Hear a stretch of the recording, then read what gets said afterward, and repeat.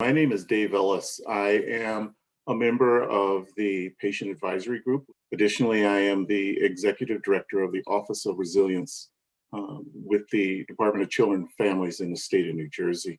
So in the work that I do as the Executive Director of the Office of Resilience, we are looking at moving into creating a world that is, as the buzzwords go, trauma-informed care.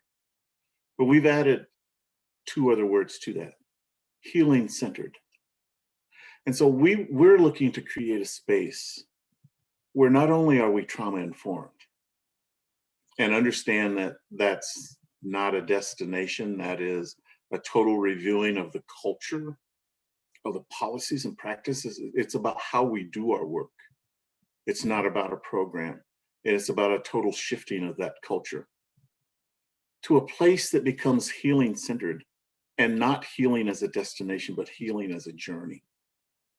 And so we spend a lot of time in my work talking about these things called adverse childhood experiences and how they impact us across the life course. I often talk with people about 4 pandemics that we're in. All of them are highly traumatizing. COVID is only the one that's at top of mind for most people. I view adverse childhood experiences as being a second pandemic. I believe that it is at that level. There's also a pandemic around the environment and what's happening to this little rock that we live on. And then there's the 4th pandemic around all of the issues around race and policing and the murder of Black men in this country. As a Black man, I keep telling folks, I wake up every day and look at my wife and wonder, will I get to come home at the end of the day? How many people have to think about that on a day in, day out, 24/7 basis? There's this idea, as I talk with people about, it's not the secrets that kill us. It's what we do to keep the secrets secret that kill us.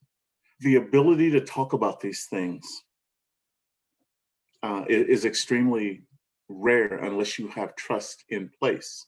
And if I don't see the need for screening if they're that prevalent, just like with COVID.